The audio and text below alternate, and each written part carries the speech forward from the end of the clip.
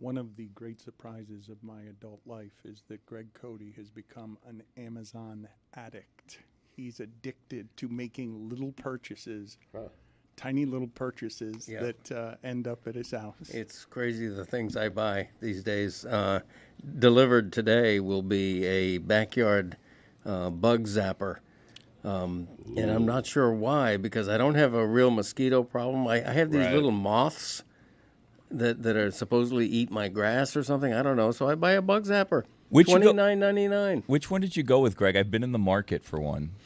You know, they all look the same with very similar names. It's like, honestly, I just go by price. I wanted a solar one. I didn't want to bother with a big cord or something. So we're getting into skeeter season, so I don't want the bugs out there zapping. My kids are out on the swing set, but the mosquitoes are flying around, and you never know what they're carrying. Yeah, and Jumpin' Charlie, I don't want him to like stick his nose and get zapped. Right. So you have to be careful that they're kid friendly and pet friendly, which most of them are, or say they are. But Amazon, 5 years ago, I made fun of other people for not going into retail stores, and now I've turned into that person that I used to make fun of. Everyone has, Greg. Like that's really? That's why Bezos is the richest man in the world. But I guess I'm late on board there, so I'm just reveling in it. Well, what's great about you being late on board is the fact that I believe you to be more susceptible to targeted advertising that you don't know is targeted, so you're buying a bug zapper when you don't need it. Oh, 100%.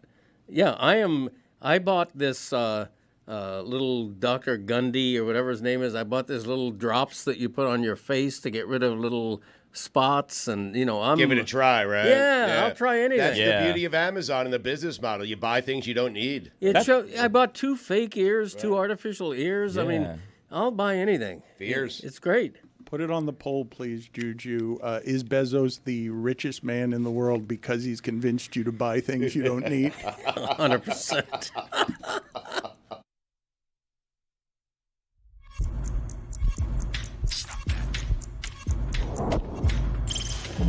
Stop that. Stop that. Stop that. I hear him chat from the noise, move too quick, can't stop for the talking. I hear him chat with the walking. Just too sharp with the prize, white girls let it tell me I'm awesome, hot like fire on the pan. If you wanna touch me, please use caution. Cold like 0 degrees. I'm out the cage, gotta let out the beast. Revolutionary, gotta let out the streets. Locked in a cage, I'ma let out the let out the sheets. We came for one man, forget my peace. You take the west, I'll take on the east. I'ma put him in the cage, never let out the I hear him chat to the noise, move too quick, can't stop for the talking. I hear him chat with the boys, not so tough, but man's keep walking, Just too sharp with the prize, white girls, let it tell me I'm awesome, Hot like fire on the pan. If you wanna touch me, please use caution. Stop that. Stop that. Stop that. What a perfect symbolic ending to LeBron's Laker career. Possibly. Not the loss, just that at the end of the loss, he dominates the landscape by giving a non-answer to a question that is the only non-answer he can give. That will result in us talking about LeBron after he's been eliminated and other teams are headed to the second round because the league has been taken over by other people for the first time in a long time. It's a welcome change, but in the short term, it's going to be bad for the league. Not in the long term, but ratings this year, this is not good that all your stars are out and the league has been taken over and the next revolution is here. In the long term, it'll be good, but not this year. But before we go any further, Greg Cody damaged his face considerably. I don't know that I've had a friend, maybe Izzy Gutierrez, in my entire life that has had a face as busted up as Greg Cody's looked yesterday. And we have a song to commemorate. You love Jimmy Buffett. You recently saw a memorial concert at the Hollywood Bowl because of how much you love Jimmy Buffett. So I imagine you will love this song.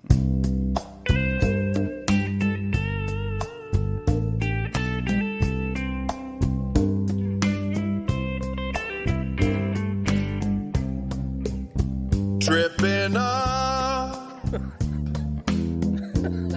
It's these deck shoes. This is a lovely breeze.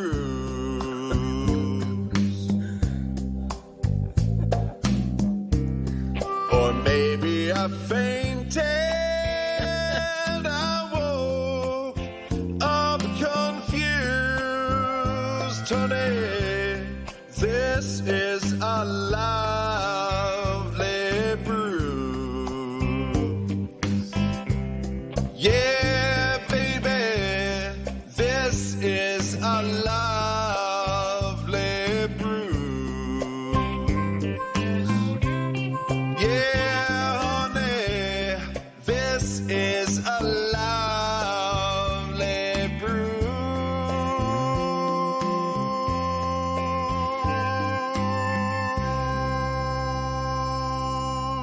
The Phantom of the Opera mask that you are presently wearing, you bought for how much on Amazon? I think it was one of those weird numbers, $6.39 or something like that. Right. Yeah, but next day delivery, man, shows up in a little package, and when the package has my name on it, it just makes my heart flutter with joy because 99% of the packages we get have my wife's name on it. It does feel great to Yeah. get an Amazon package, like to track the package from the warehouse to Oh, your yeah. house. It's fantastic. I feel Yes. special, Right. honestly. I know. It's why Bezos is the richest man in the world. God bless him.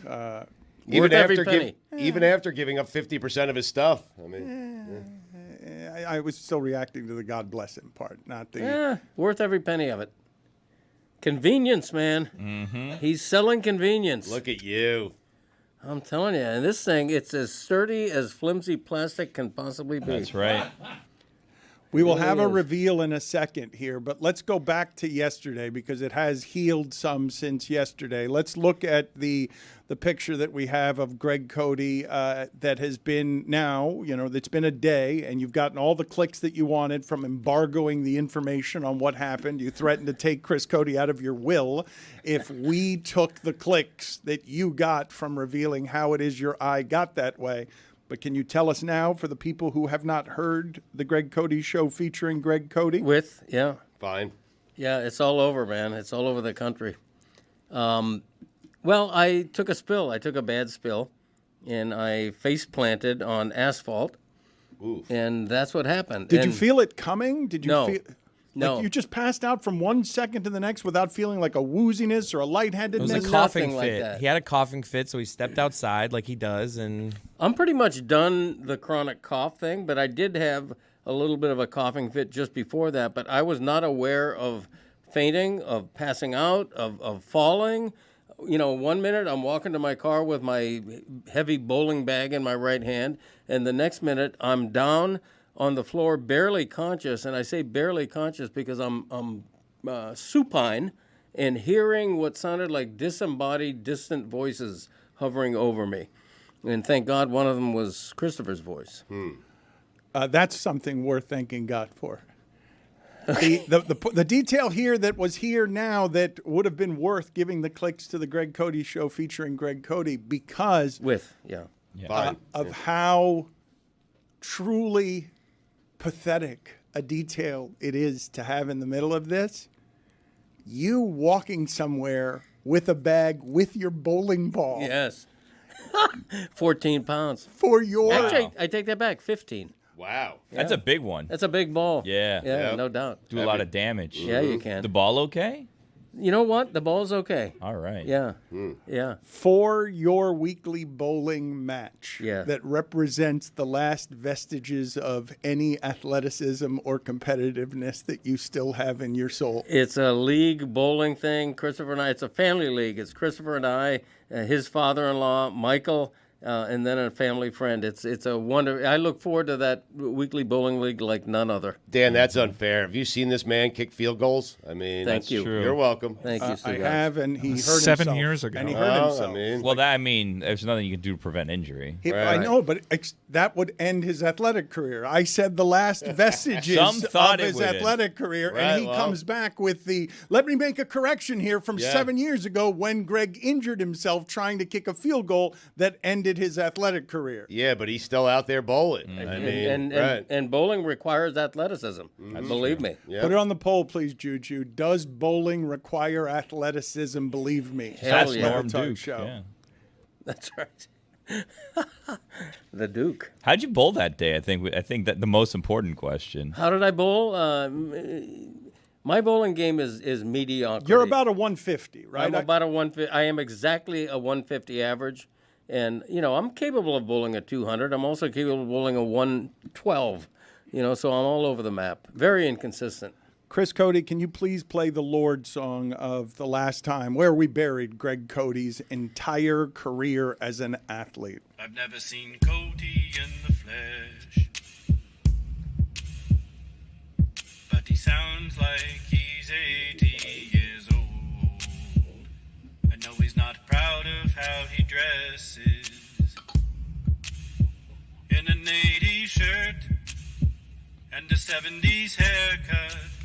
But on the show he's like knuckleball, curveball, I can hit a home run. Kershaw, Verlander, don't matter who is throwing, I don't care. I'll hit them 400 feet in air. And then Greg Cody's like, I can take D, Wade, and Bosch on the double team, find the open man, and even if they're guarding me, I don't care. I'm draining threes from everywhere, and I can kick field goals. Like my idol Fuad Revis, I'll hit from 50 yards at least. Even though I'm missing PATs, I'm good enough to place wagers. And win the money from Le Batard, and then I'll... Ow! I think I just pulled my quad. You did actually pull your quad, right? I did, yeah. That was an injury that required what doctor's care, did it not? Well, they took me into the trainer's room at St. Thomas Aquinas. Chris where we Carter were heckled kicking. you. He was Chris mocking Carter you. did yeah. heckle me. You're CC, right. yeah. I'd forgotten about that. Nice detail there. But no, that quickly healed. I'm going to tell the audience I'm putting all the Heat and Panthers stuff in the local hour. You will find it an hour from now. At the moment, I want to cover some of the stuff from last night. So local hour is officially an hour from now. Yeah. Okay. I'm just, That's official. it's been everywhere. How dare CC mock you? What do you think he bowls now? All he does is catch touchdowns. I mean, Yeah, that's true. Does he bowl? I don't know. I challenge him. I challenge Chris Carter to a bowl Wow, off. wait, hold on. Look straight at the camera and do that. You'll find it. I challenge him to a bowl off. If you're listening, wrong Chris. camera. Here, just hold on a second. Let's see. Which He camera? looks so which menacing in that. camera? Yeah. Here. I think it's which- in the wooden thing here. All right, right here. This wooden That's thing right it. No. here. Go ahead. There we go. Right there. Now, you talk to Chris Carter so that we can send this to him. Chris Carter, I want you on a bowling lane. You and me, man to man. Wait a minute. Baby. Wait a minute. That sounds like you've offered to Hold on. have him, to take him, to desire him on a What? bowling I lane. am going to kick his ass on a Oh. bowling lane. Kick. That's right. Because it sounded like you wanted him to lay down on the bowling lane. You got a dirty mind. Let's try it again, just in case. You yeah. misunderstood. One more Yeah. time. CC, Take two. Yeah. Yeah. Chris Carter, That's you, the wrong You're camera. looking at the camera wrong again. camera. The wrong Chris camera. Carter, you mocked me when I pulled a hamstring trying to kick field goals at St. Thomas Aquinas, and now I challenge you to a game of bowling. I have no idea why, but I challenge you to a game of bowling, just you and I, $1,000 to the winner. Whoa. Wait, what? Who's Did I fronting just say that? Whoa. Who's fronting that? Yeah, Dan's going to front me on that. No. All No? he does is throw strikes. Mr. Meadowlark. Mr. Meadowlark is going to put up my $1,000 bill.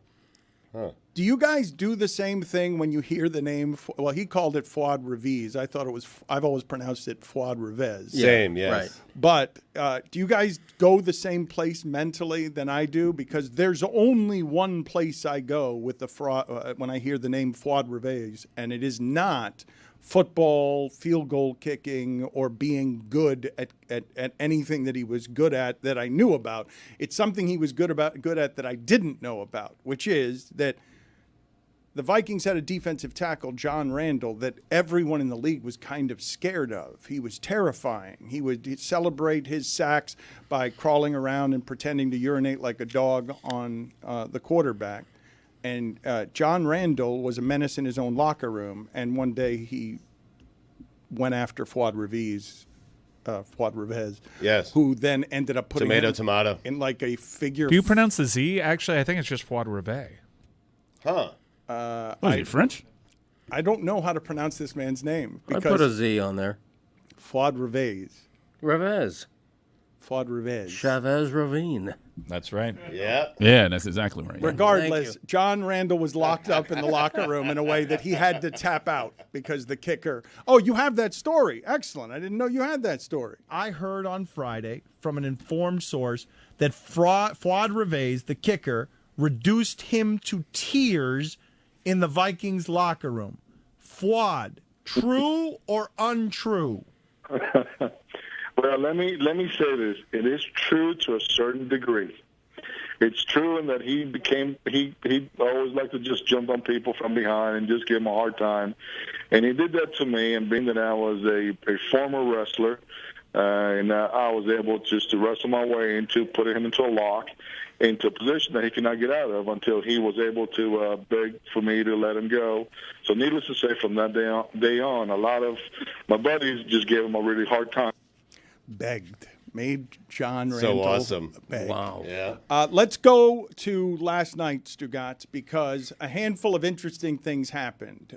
During the day, a report comes out that the Lakers are open to drafting Bronny to keep LeBron around. Funny. It is funny. He's going to be able to make a decision as the oldest player in the league that gives him options and allows him still to do what he wants to do because still he is somehow his own economy. And then they lose last night to Denver. Denver is a worthy champion, and I would say to you, LeBron James lost last night, but LeBron James doesn't generally deserve to lose. His team is very good. He's still very good. He ran into a champion last night, and the champion finished him because Jamal Murray is now getting into these situations where he's been in enough of these games that he could be the second option that makes the shot because everybody's worried about the other guy. And when I say the other guy, Stugotz, I want to ask the group here. Tom Brady's the standard in all of sports for people had no idea how good he was going to be. How could no one who's an expert at football know that was going to be good?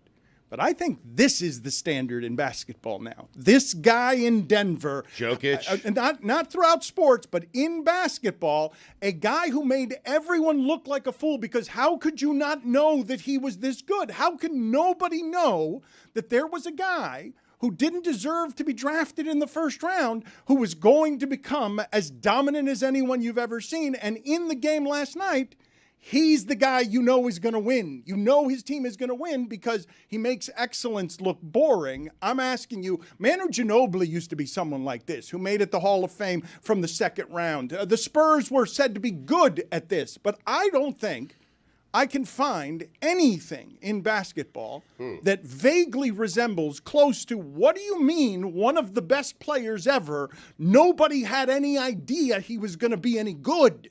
Nobody had any idea that he'd be a starter in the league. Like, how is that even fundamentally possible when you have experts analyzing sports all over the place? Even the Manu comps, while I see why you go there, it was just a different time in the NBA where it was harder to sign those guys. So Jokic was more of a true eval at his draft spot.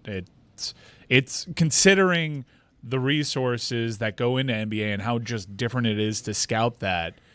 You could stack up where he was drafted. It's not quite Tom Brady's 6th round tier, but it's actually pretty close when you consider how much the NBA has developed their scouting arms. But to Dan's point, this is a 2nd round pick. It's not Dennis Rodman. He has a different skill set. And now that I'm thinking about it, how did every team miss on it? Like the fact that he might turn into one of the great players we've ever seen because that size with that skill set. Yeah, drafted though, the game was also very clearly headed in a different direction, and you could understand how people weren't exactly sure how he'd fit into it. Now he fits into it like a glove. Well, when you say the sport was headed in a different way or different place positionless, this part's fascinating to me. The Boston Celtics suffered an injury last night that will end them if he cannot play against the teams in the West, because the 4 top seeds in the West can all beat the Celtics, but the Celtics are better with Porzingis. But they need Porzingis. They have Horford. They have Horford, but they've got a real size problem if they go into deeper into the postseason and have to face Denver. Have to face Jokic with a size problem. Like, you don't want Harper. Someone ends up beating the Nuggets. It'd be shocking to me.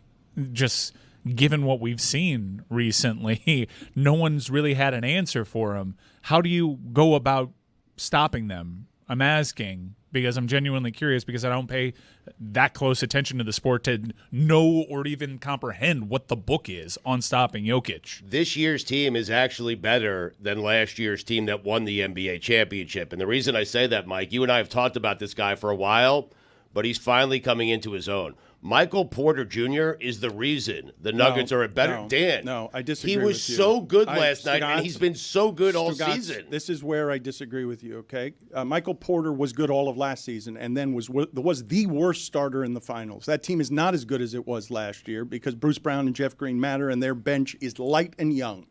That team isn't as good as it was last year. It is still very good. Minnesota can beat them. Can you guys look up for me the box scores of the last series Minnesota and Denver played against each other last season? Because Minnesota is also a good deal better. And Anthony Edwards is here for stardom. And Rudy Gobert does have the kind of size that somehow doesn't get taken off of the court now in the first round. And Minnesota can absolutely beat Denver. But Denver last night, what they did with Jamal Murray, had LeBron James after the game. I want to play this sound because, Stugotz, this question is so easy to answer if you actually have made your mind up and don't want to create the hysteria that he's going to create by specifically answering it this way. This might be the end of his career. This might be the Laker career. And this might be what it sounds like because this is what the endings have sounded like every time he leaves. Tonight, was there any thought at all that, this could have been your last game with the Lakers? I'm not going to answer that. Appreciate it.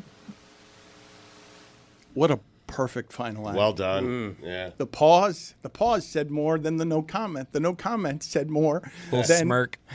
There were three things he did there where it's like, yeah, if I'm going to go into my offseason, I'm going to do the move where I neuter some of the criticism on television tomorrow morning by getting them to talk about the transaction and my next stop. I'm going to turn the volume down just a little bit on how much they criticize me for leaving or for losing because I'm going to titillate them with leaving. Mm-hmm.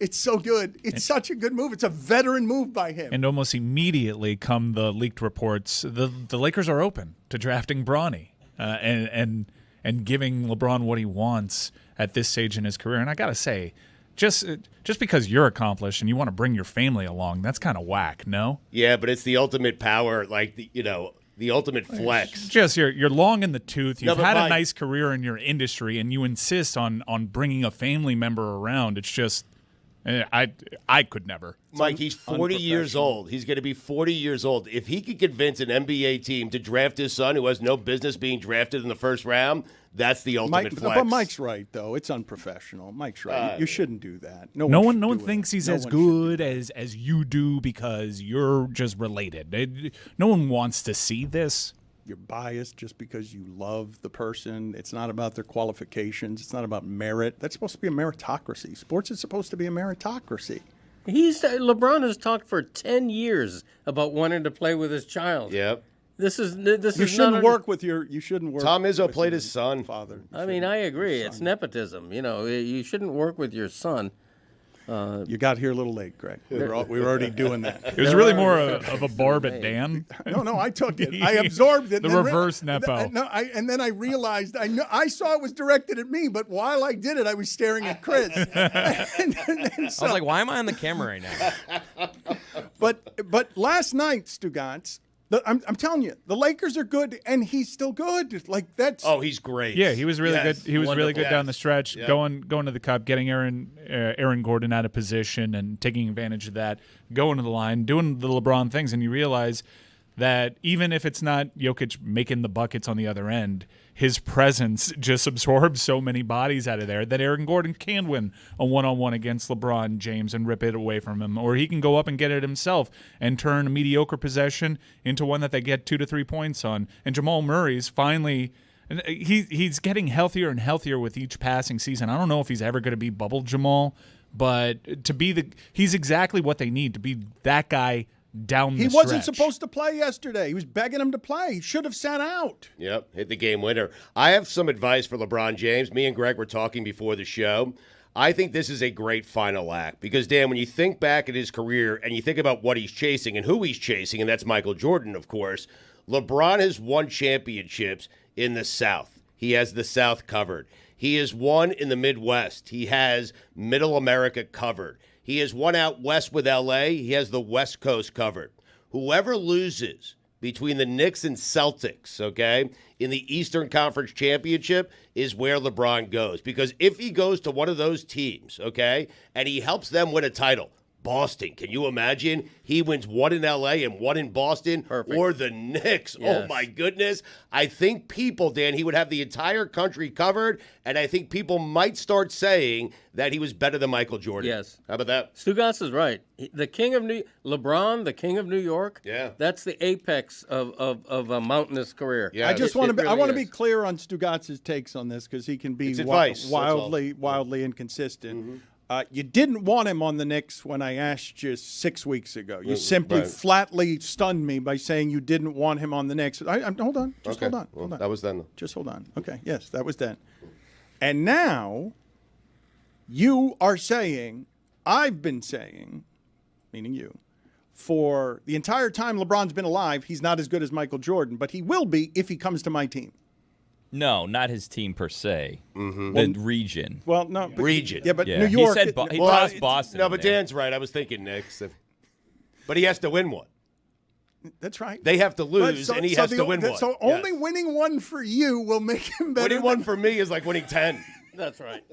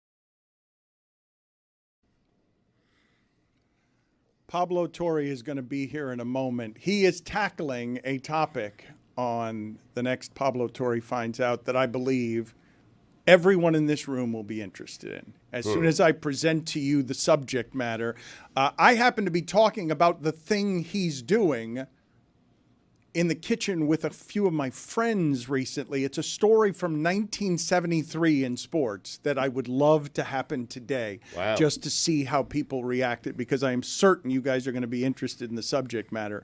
At some point during the show today, we are going to reveal whatever it is that Greg Cody's face looks like now.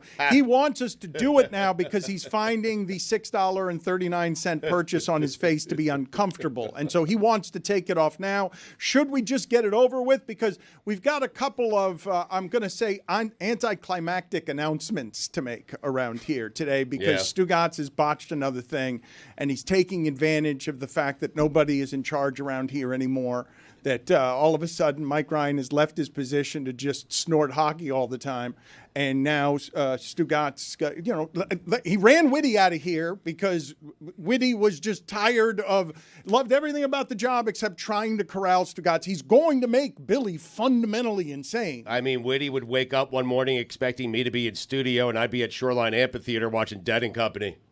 That's part of the problem. And so last week, because he needed a travel day to get to not Detroit. Detroit-ish, yeah.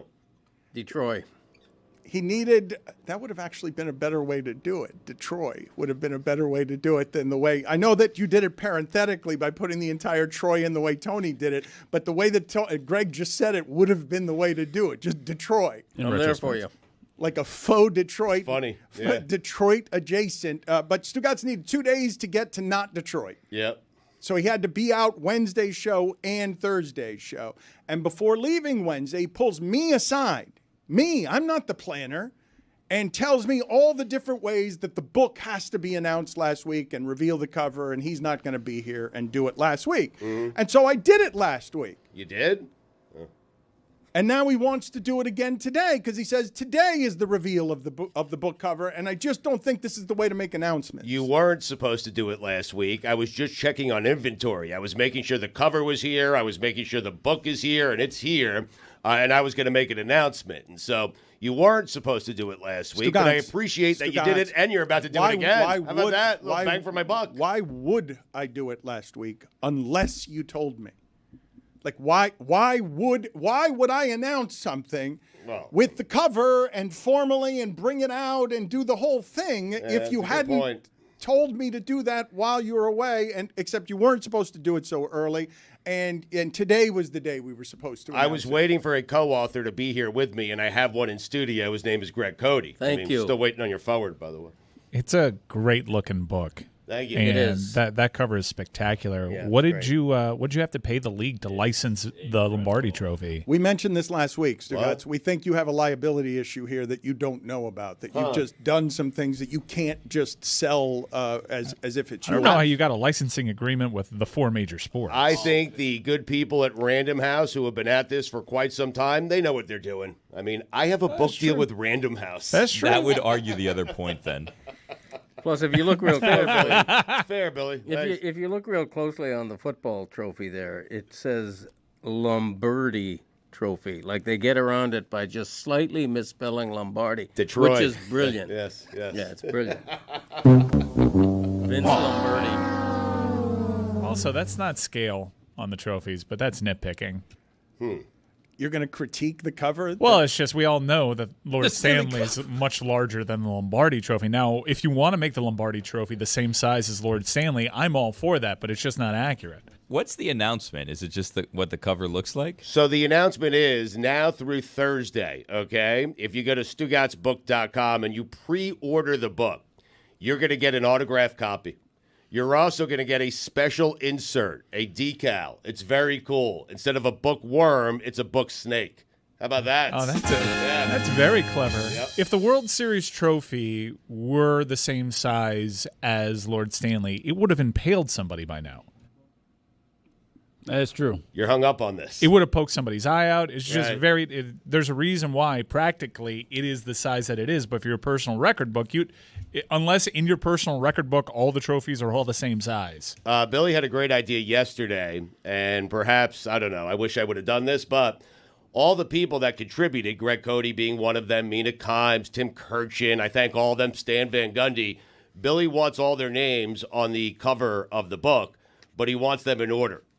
Like the biggest name at the top, the smallest name at the bottom. Biggest name is in most famous? Yes. I suggested to him that he says by Stugotz and then just a series of ands, and they just continue to get smaller and as smaller. they go down on the Yeah. front of the book, so that it looks like it was by which it was by all of these people. Yeah. And then you're also like going to upset whoever it is their name is last. That's a and the great smallest. idea. That's a better cover than the one that we're announcing. Right, but that's a nice no one cover, asked. though. Right. No one asked Billy. Stugotz, that's better than this. Are you sure? Well, perhaps I'll find a place for it. That's a funny joke to go. And I know. Is the smallest name? Are you going to insult somebody by making the smallest name the most famous name? Like if it said Dan Le Batard as the smallest name or Greg Cody, is like what's the funniest joke to make the final name in the smallest print? Well, that's what we were working on: is who would be Mine? the smallest name. Stugotz decided that His name, yeah, he was his gonna have Andre Dawson be the smallest name. No. They said, He's the "Not MVP nice." of this book, I am telling you. I wrote a chapter about how Andre Dawson has absolutely no reasons to have an MVP. You cannot have an MVP and be in a last place team. You can't do it. And so I called my friend Andre and I told him my take and I asked him to write a rebuttal. And did he ever? Well, he took a bat to my head, Dan. Everything there is true except for the part where Stugotz says, "I wrote a chapter." Well, what did you say to Andre Dawson? They're my takes. What did you say to Also him? the my friend part.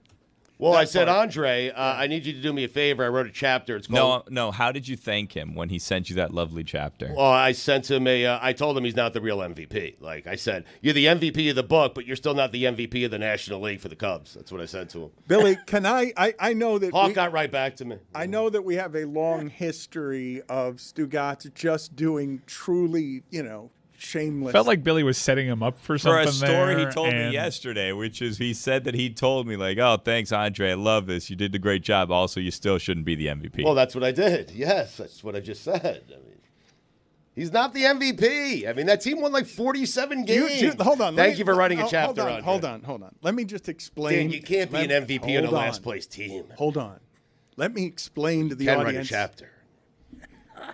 Did you send him a carafe of embalming fluid to thank him? Let me explain to the audience what just happened. Mike Ryan and Billy are tossing to Stugotz a story that says all over it for everyone to see, hey, Stugotz, be Stugotz and tell the Stugotz story. And Stugotz forgets how to be that Stugotz because he's too busy being I'm an author. this Stugotz, famous author of a book, and getting to the story I was getting to, of all your shameless acts. Right. And there are legions of them. I don't know that there's one that runs through me quite as icky as the idea that I'm pretty sure the only time you talked to Andre Dawson or in any capacity was at my wedding. Yeah. And that you asked him to do this for no pay while insulting him is just one of the great shameless acts. And now that you will profit off it while not paying him and call him your friend, it's delightful book snakery. Everybody go to StugotzBook.com where you can get all the kind of true stories told by others about Stugotz. Well, thank you for the great promotion, Dan, and the kind promotion. I appreciate it. He said yes. He did it with a smile on his face, and I've done way worse. I know, but I mean, Mike Breen was on hold during Stupidity while I went over to interview Jake Paul. I mean, he thought my electricity went out. Jake Paul minus 180 against Mike Tyson. Really? I've I been got wanting Tyson. to bet What? Tyson. Big money on Tyson. Yeah, that line's actually come down. Yeah, last I saw. But you saw now it's a sanctioned fight, so maybe that changes the math a little It's bit. a sanctioned heavyweight fight, and I did want to ask you about this because I think it's going to be a giant thing. And I've been fascinated by the stuff Netflix is doing. I don't know when this Tom Brady roast is. This Sunday. Yeah. Belichick's one of the roasters. Is he really? Yes. Belichick is one of the roasters. Yep. Edelman, Gronkowski, Belichick. I think Drew Bledsoe is in there. This is okay. So now you're putting some expectations on it for me. I hope I hope they don't patriot it by being. You want Patriots. Belichick to be. Well, I mean, they're attempting comedy, right? The roast is a great format. I would love to see what Tom Brady is doing with all of his branding the rest of his career. I've told you guys that I'm fascinated. Like, I'm hugely fascinated by the economy of Tom Brady versus LeBron James, Peyton Manning over here. Hey, let's make stuff. I bet you I can do something late in career where I might be able to make more money than I made playing. Let me make stuff. And you know what else I'll make? A whole lot of money because I'm competing against LeBron and Peyton and all of these guys who are now fighting at the top of sports. These guys, Stugotz, it's so fascinating what's happening in this business.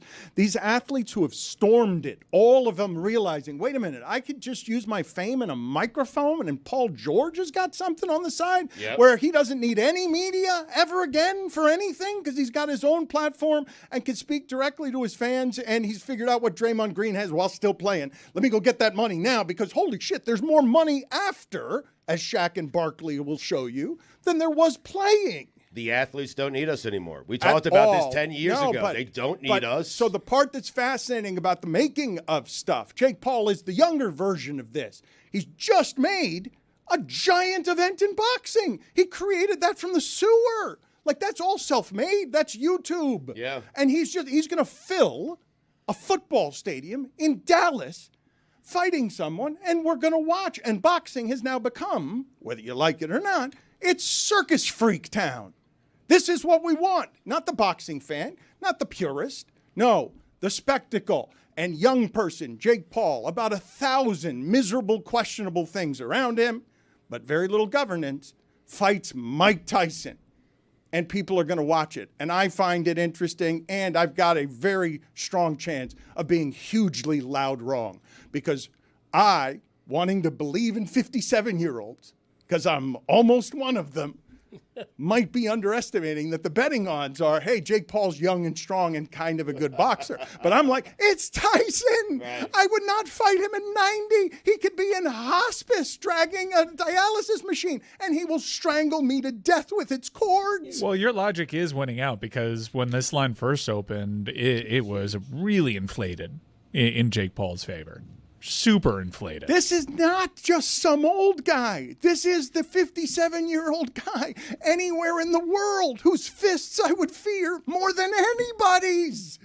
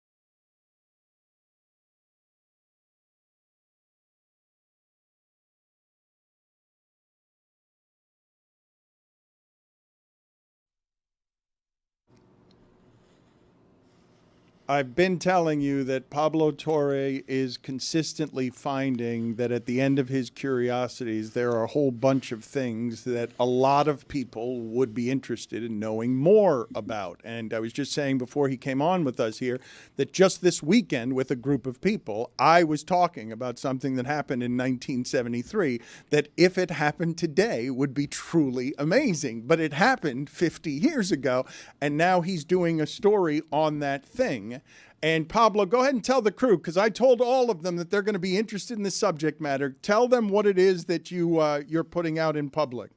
Yeah, it's the Yankee wife swap story, which I think Greg, as he adjusts his phantom mask, may have a flicker of recognition for. But say that phrase again, wife swap. Wife swap, the Yankee wife swap. And you should know that the wife swap part of this undersells the swap. It's a real life story of something that happened in 1973, as you said, 50 years ago now. And it's about two starting pitchers for the New York Yankees, two best friends, two lefties, two guys who were truly together all of the time, who decided to not just trade wives, and I mean this in the most carnal and romantic ways. I also mean that they traded their kids. They each had two kids, their pets, their furniture, their houses. Really, it was a husband swap. But they changed lives in the middle of their baseball careers. And this was just a thing that happened. And if you remember it, it is arguably the most batshit crazy thing that's ever happened in sports history. But it's been 50 years, and so I just got to, investigate and report out what happened then and after and since. And it culminates in a whole bunch of stuff that I think people probably are into. Purely, again, if you're into crazy batshit gossip and also robots. Was I right when I said all of you would be interested in learning slightly more about a 1973 wife swap story? Pablo's right. I remember it. I had just been hired by the Fort Lauderdale Yankees to be their official scorer, even though I was only 18 years old. Wow. And I remember at a spring training, Steinbrenner giving a big interview surrounded by reporters about Kekich and Peterson swapping families. And it was the most surreal thing. I wasn't, I was covering high schools at the time. The story had nothing to do with me, but peripherally, I remember the circus. And this is long before ESPN Sports Center. So you're right, Paolo. We had a man on the ground. You could have been a man on the ground because you were around. He was there for that. Right. You were there for that. We just hit the Greg Cody wheelhouse. Put it on the poll, Juju, at Le Batard Show. Are you stunned that the Greg Cody wheelhouse is a 1973 story about wife swapping? Well, it's not like it wasn't covered at the time, but Pablo's right. Compared to how it would be covered today, it wasn't. That's for sure. Pablo Torre Finds Out is the name of the podcast. It's part of the Le Batard and Friends Network. I don't think, Greg, you realize how funny it sounds that because of your breathing and that mask, there's a huffing and puffing quality acoustically to everything you're saying that's echoing off the inside of your mask. Yeah, I can appreciate that. And whatever actor played the Phantom, I feel for that guy because this is hell on wheels wearing this mask. That actor did have a $5 mask from Amazon. $6.39. Should we just do the reveal so he should stop suffering? I need a ruling from the shipping container on this. Should we what's the payoff here? Because the bruise isn't as bad as it was yesterday. I was hoping it would get worse. It did not. Really? Why would you hope that? He apologized to me earlier for it healing so quickly. I did. Yeah. Just visually, not actually health-wise worse. I just wanted it to look a little worse and then everything to get better because it'd make for better content. Yeah. Well, 3 days ago, my right eye was circled by blood red. I looked like a raccoon, but it was blood red around my right eye. And the healing powers of the human body are pretty remarkable, and now it doesn't look nearly as bad. All right, well, then just reveal it so we can get on with what's happening here and just be done with it. Okay, there's the anticlimax of that. Ta-da! Yes, there it is. No, I mean, we should have just kept the mask. Wow! Yeah. It's healing. Wow. So. Dan, you happy now? Yes, better. Wait, Better. Can you create a T-shirt with Greg's face and the caption is the healing powers of the human body are remarkable? He's hideous. He's hideous. Thank you, Mike. Pablo, there are a number of different things that I want to talk to you about, but one of them is the back page of the New York Post, Joel Embiid and everything happening in New York, because Miami fans have something to be happy about in the next couple of rounds. Either Boston or New York is guaranteed to lose. Is Pablo a Sixers fan or a Knicks fan today? I don't know. Let's see where we are with all of this, Pablo. Take us through this back page cover. Yeah, so Joel Embiid, if you're not familiar, as we wait for the back page to pop up here, Joel Embiid, his body feels like Greg's face looks.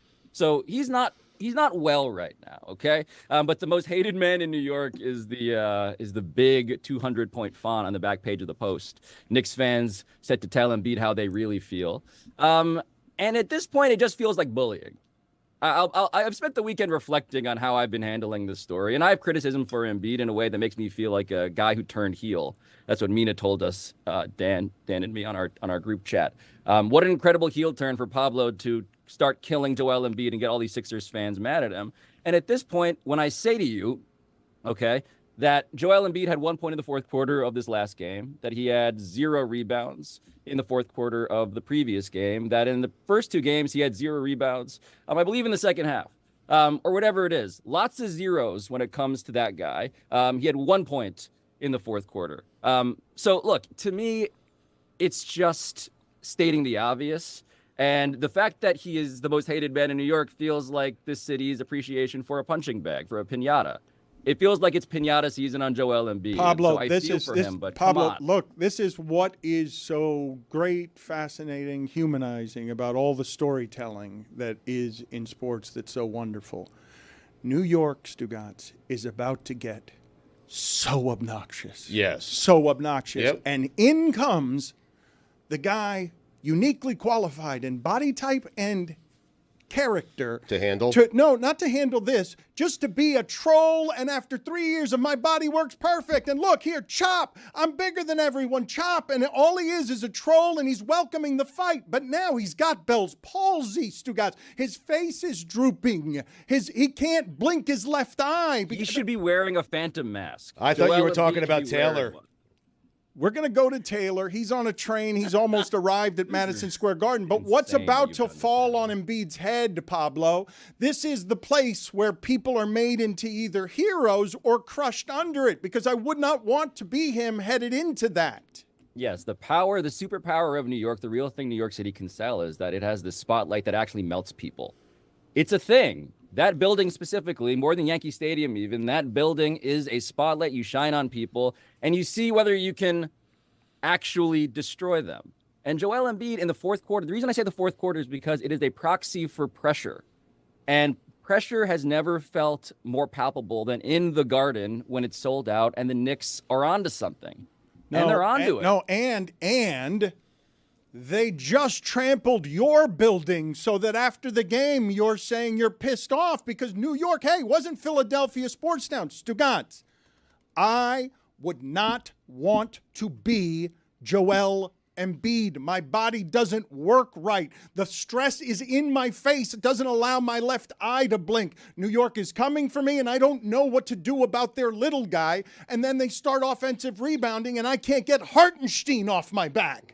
Like, I wouldn't want to be him tonight, and these are the nights. Hey, Joel, MVP, can you put up 50 even though your body doesn't work? I mean, I understand what you're saying, but Joel Embiid's going to be fine either way. I'm just saying it would scare me is all I'm saying. I understand, but Joel Embiid lives in this place where if he wins, great. We'll celebrate him tomorrow. And if he loses, no one's going to blame Joel Embiid because he'll blame everyone else. He cares very much. He's playing the way that he is because his body is broken. Yep. No human being with their body in this condition would want this set of circumstances falling on their head. It depends on the athlete, Dan. Some athletes welcome this. Okay, Michael welcomed this. Not if your body doesn't work right, Stugotz. You remember the flu game? Not if the Bell's palsy is in your face. It's a stress disease. I understand, but the great athletes, they look forward to tonight, to shutting up that crowd. Say whatever you want. I'm going to shut you up. We're going back to Philly for Game 6. And I am telling you, as we sit here today, I'm not as brave or strong as the great athletes. I would fall apart under these conditions. Okay.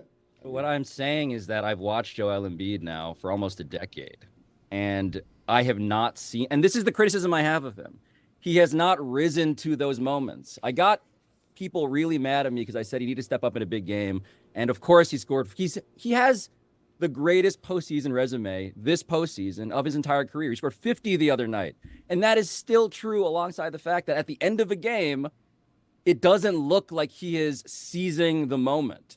And I get that this makes me sound like a every Philadelphia sports fan, I suppose, which I count myself as in the last decade, for the Sixers, we turn into sports radio callers because by the end of it, you're just yelling at your television and saying to somebody, be better. And yet with Joel Embiid, I do think that he has not shown a comfort under pressure. And when you're the guy who's the troll, when you're the guy who is so fun because you look like you don't give a fuck. The fact that you look like you're giving every single F, sorry, Roy, that's the problem now, is that, oh, right, you're the opposite of your brand now. You look scared and broken. And the latter, I understand physically. The former is what makes me want to call into a radio station. It's fascinating, just storyline from the idea that if you're watching this the way Pablo is, from the start of the process, this is 15 years of Northeast basketball. New York hasn't mattered for 15 years. Philadelphia has been building, and all they have to show for losing on purpose and embarrassing themselves is this broken thing that now falls under the light of the magnifying glass when the sun is burning ants. It's like, you're what's left of this. Go save it in Madison Square Garden under impossible conditions. Except you're the best player on the floor. You're the MVP. Yes. This is where these stories get made, Stugotz. You're calling these impossible conditions. He has a great number 2 in Maxey. The team is good. They made a mistake with Jimmy Butler over to... I'm talking about his body, Stugotz. I get, Dan, I get the body part. But you don't, though, is what I'm saying. You don't. He's still playing at a very high level, even while broken. I know, but you're asking him to play at a higher level. Yep. Flu game. Okay. It's like watching a 7-foot Greg Cody play center. That's what Joel Embiid has been like all year. Thank you. I don't know if that's a compliment. It is.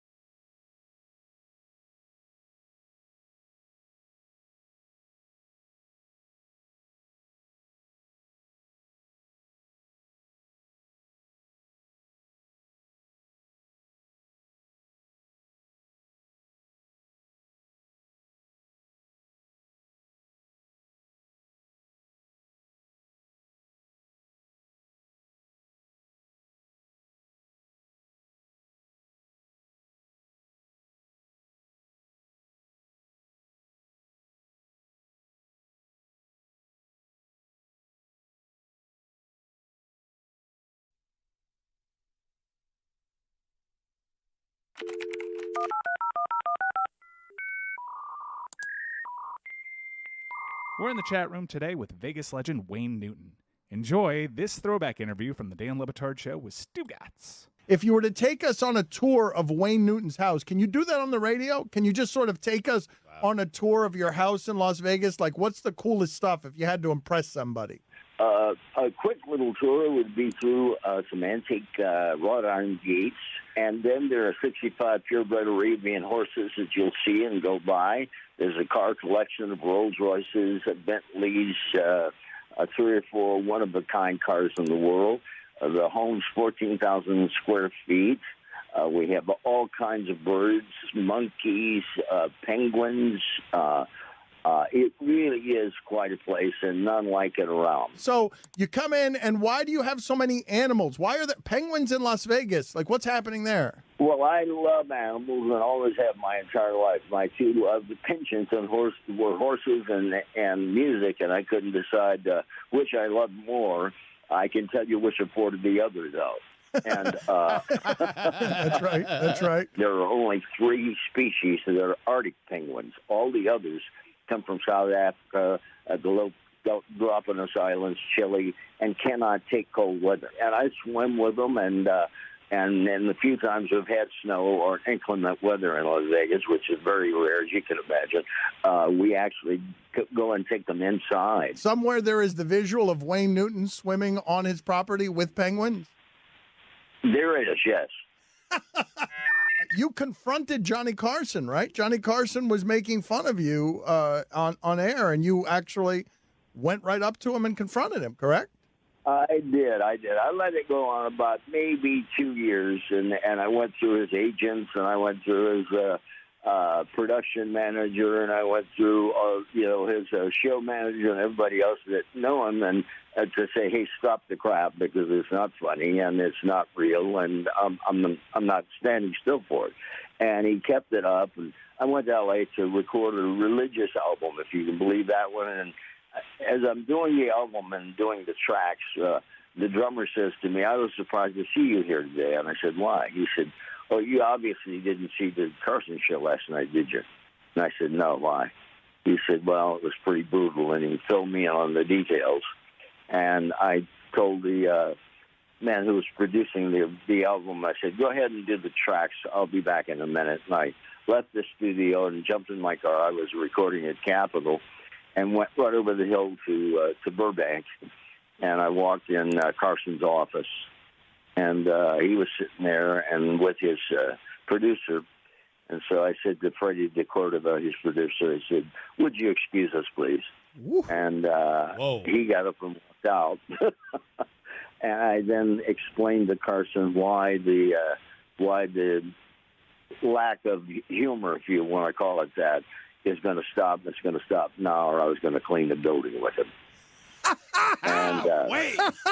Yeah. He sat down in the corner. He said, well, I didn't write that stuff. I said, that's even worse again, because that means that you're nothing more than a monkey repeating something that somebody else is right. Now, I want to tell you, it stops here and it stops now, because the next time I'll cut your tongue out. Wayne Newton. Wayne bleeping Newton, mother bleeper! Oh, and the joke stopped right there. You should have ridden in on one of those Arabian horses. That's the only way that story would have been any better. Did the joke stop right then? Joke stopped right then. I mean, the man, I said to him, never say my name again, and to my knowledge, he never did. Woo, that's some mafia stuff, Wayne. I don't get angry very often, and when I do, it's the thing that people only want to see once. You know?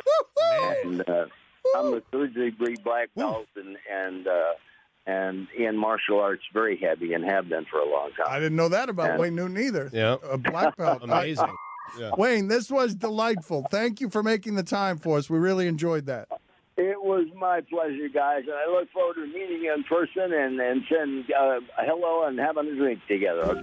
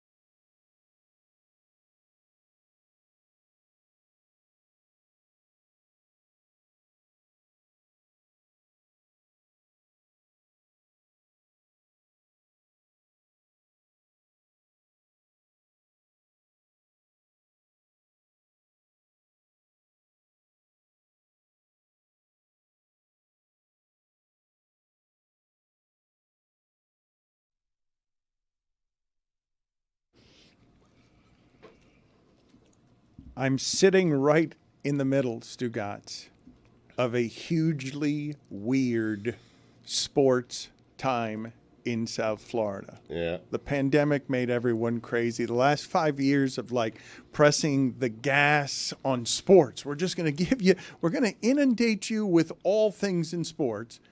There's been an era of Heat basketball played over the last 5 years.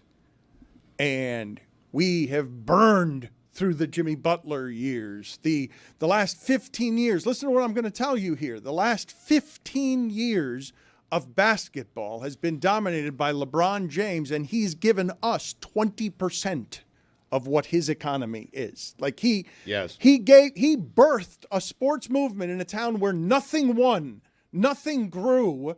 What he and Dwayne Wade and those guys built is the only thing worth a shit in this town for 20 years in sports. The Dolphins gave us one season. The Panthers have been bad forever. And today, people are tuning in nationally because we're an obnoxious Heat show about to watch Boston and New York play for the top of the conference. And what happened at the arena last night, if you're watching the end of an era, there's something heartbreaking in it. But at the very same time, the Florida Panthers, who Greg Cody's ready to make an announcement about. Are you guys ready? Because Greg Cody came in here, and yes, he's Homer Man, but Greg Cody came in here. Are you ready to make this announcement, the only real big announcement we had today? I am. I'm ready. The Florida Panthers, for the first time in 30 franchise years, are going to raise the Stanley Cup. They're going to win the championship. Wow, hoist the cup. Listen, it's a great season for the NHL. I can never remember as many 100-point teams. Great season, tough competition, I get all that. But the Tkachuk trade turned a key. Paul Maurice is one of the all-time great coaches. Why are you guys, hold on, can I stop you for a second? Because Roy Greg? is rivaling Tony Kornheiser in I got that right at this point. Just dejected. I said that. Well, he said it first. I said that already. Yeah. Okay, and I'm in that case, I'm not announcing, I'm reiterating. Thank you. Why? Okay. Piggybacking. And one more thing. And Bill Zito does not get nearly enough credit. You're right. Okay, Dale Talon was an accomplished NHL GM. When they got rid of Dale Talon and brought in this guy who spent his career as an agent, everybody's going, Bill Zito? He has been great. He's made great hires. I said all. We've said all. He said all that. We've said all that. Everyone has said everything. First I heard any of this, Greg. Everything you're saying, It's all been said. It's all been said. Okay, you got to understand one thing. Me maximum. That's Until right. I say it, it hasn't been said. Boom. Okay, understand that. You're the mayor. Until I say it, it hasn't been said. Me maximum. Me maximum. Me maximum. Just happened Me maximum. Yeah. Greg is king and you're his peasants. Me maximum. Yeah. My way is the only way. Yeah. If we share a hotel room, you know who you answer to. Me maximum. You. My comfort is of most importance. Me maximum. You. Say it again so they can hear it in the back, yeah! When you are the patriarch, no one else's feelings matter.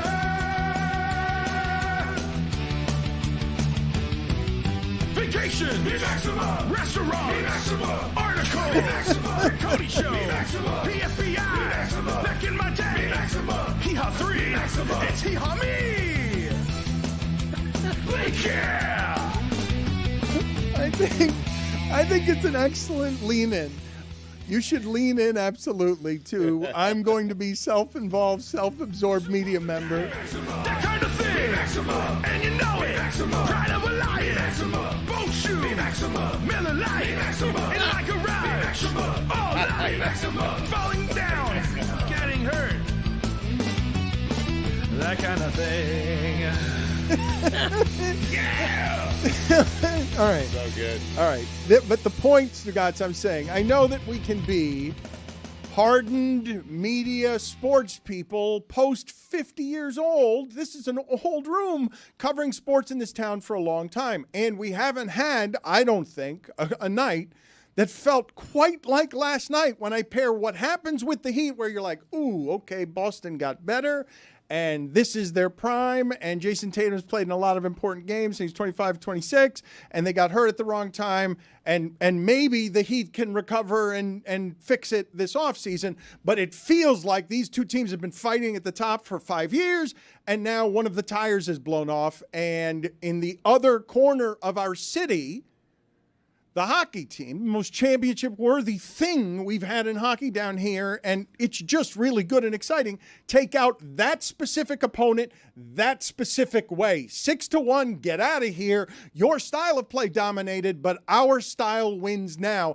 To beat that team that way, you could put it at the height of as good as Panthers fans have ever felt about their team's chances. Have ever felt, yeah. Probably. Last night felt like a changing of the guard in multiple respects, not just hockey in state, which it would appear, and they've got a ton of salary cap questions to answer, but it would appear that we are potentially at the end of this Tampa Bay run. What a glorious run. A run that built hockey in all of Florida. Tampa is a legitimate hockey town business. What a bar to set.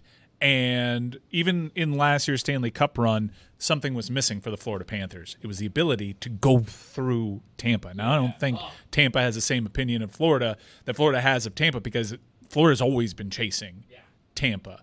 But it felt like a changing of the guard in the state, and locally, it felt like a changing of the guard for your bandwidth, for your attention, for who is most championship ready. Now I have actual legitimate confidence that the Miami Heat will fix this offseason, because I don't think there's ever been a season in recent memory, very recent memory, where they've been told so definitively they are far away, that this isn't something that you can coach your way through, that there is a talent disparity in this conference in particular that needs to be addressed. I don't think that they've ever had the message sent to them so clearly. They will fix it. But back to Florida.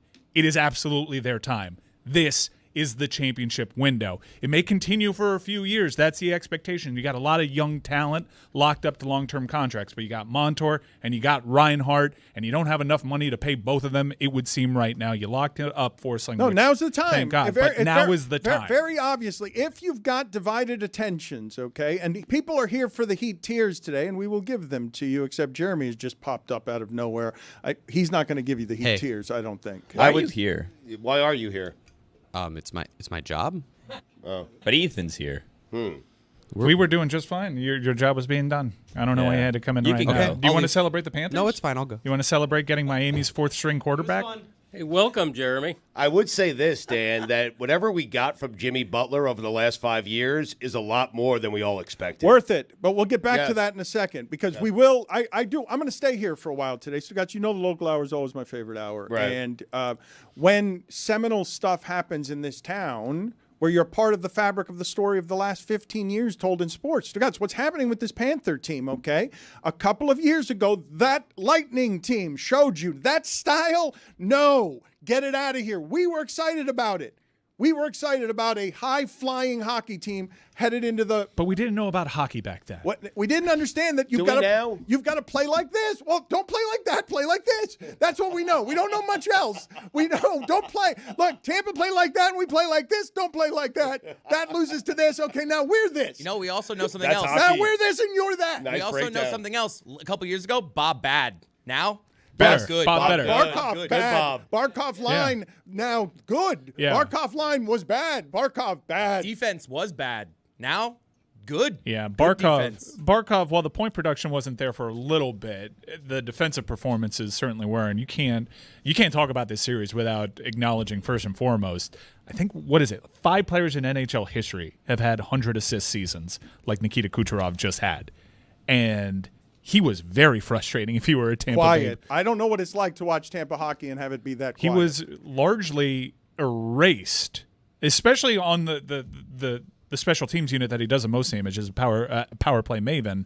he was promptly erased by guys like Barkov, Stenlin when he was in PK2. Forsling was just torturing him all series long, and he showed you that he's a bit of a specialty player. There's a lot of things that he can do, but what he does best can be erased when the intensity goes up to a certain level. And as we said yesterday, it's quantifiable. Totals go down, hits go up, block shots go up in the playoffs. You're playing a different game. The Panthers had to find that out because of Tampa. And I am so happy that this story has Florida doing that to Tampa, because it was really missing from the last run that they had last summer. My favorite part of last night, and Roy, I want to know if you got in on this in the press box, was late in the game. I think we were up like 5-6-1. Nah, nah, nah, nah. Nah, nah, nah. You cannot nah. get into that in the press box. I did not do that. Did you hum along with it? No. A little hum? No. The Little whole toe tap? It was Little toe so tap? loud. Like, it was the loudest I'd ever heard that song. It felt so good. That was the moment.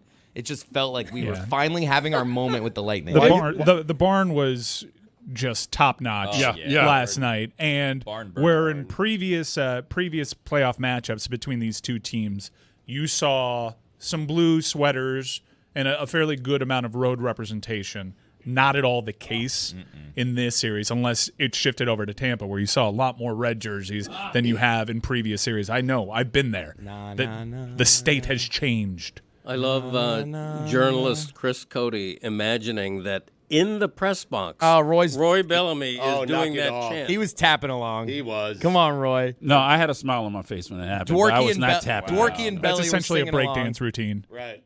Come on, Dworky. Was Dworky singing? No, he wasn't there. Spring break with his kids. What? So he's back at Casa Dwork. Jesus. Yeah. Casa Dwork.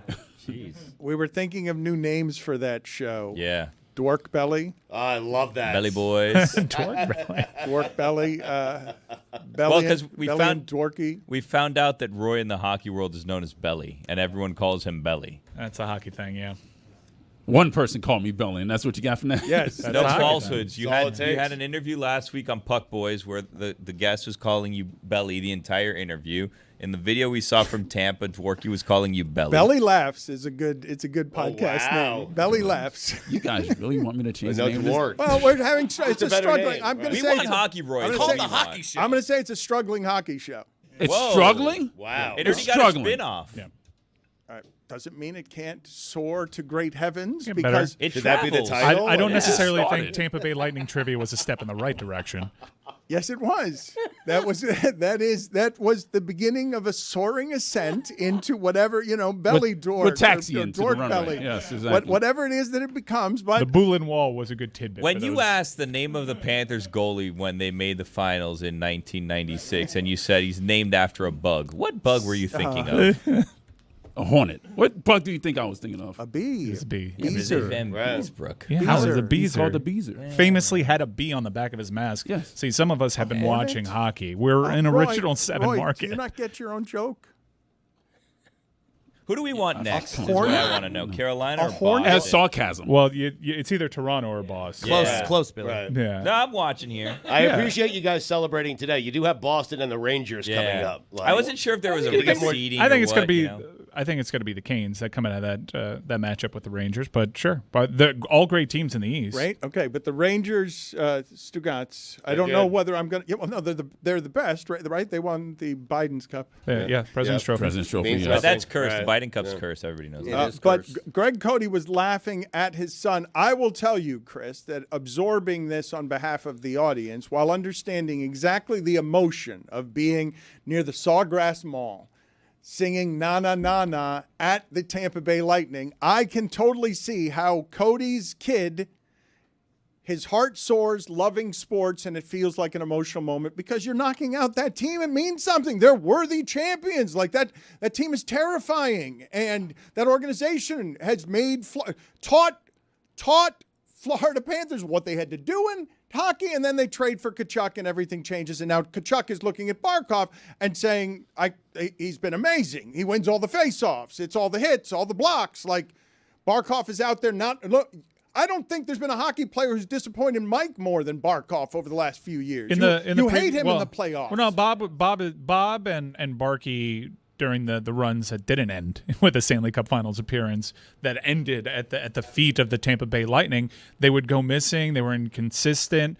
Barkey, he's a tricky player to even talk about because he does a lot of things that you really need to know hockey to realize what he does. So I'm really happy that he had that type of performance, a game-winning shorthanded goal, and then the second goal to bag a brace to really show people why exactly he wears a captaincy, because he's a bit of a different type of leader. It was offensively you were disappointed in the series prior. In the series prior. Like defensively, he would always do it, even though we had a much better game plan this time. Barkov has been complained about more during the postseason here the last 3 years than any other Panther I can think of. Ekblad was up there. Yeah, well, he was hurt. He's been hurt. Ekblad is always going to be hurt, and that's part of the evaluation that you do right now. But Barkey, now that Patrice Bergeron has moved on, Barkey is the best two-way center in that sport. You can make a solid argument for, and I don't know what the award is called. Selke Trophy. The Selke Trophy.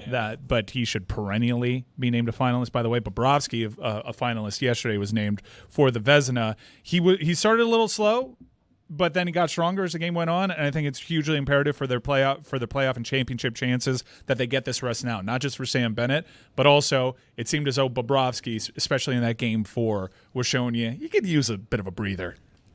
Greg, why were you laughing at your son's emotion? Because I can see Chris Cody finding that to be a swelling moment.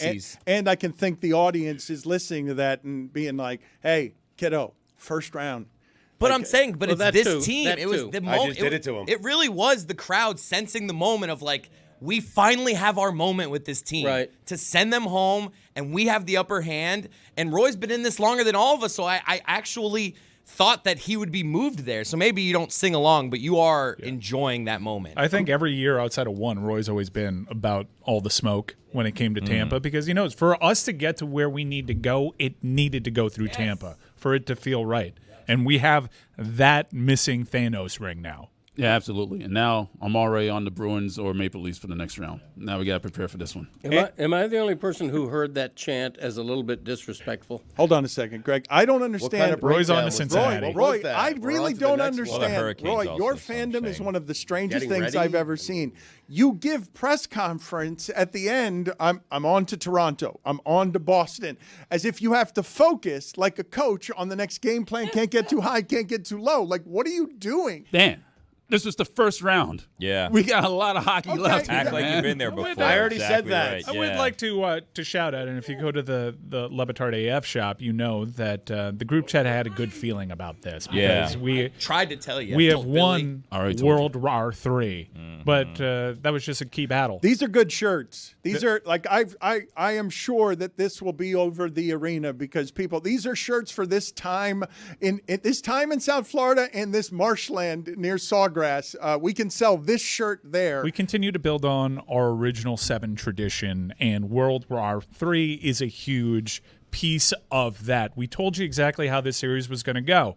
You stay out of the penalty box largely, and Game 4 was un desastre of epic proportions. But if you stay out of that penalty box largely, you're better than they are. You know that you're better 5v5, and I think you can say that for the next round as well. I think there is a talent disparity between Florida and Boston. Toronto's got a lot of talent, but there's a lot of stuff going on there, and I don't think they're going to make it through that series. The funny thing about last night was it was actually Tampa that was better 5-on-5. They had the most opportunities, they had the most shot attempts.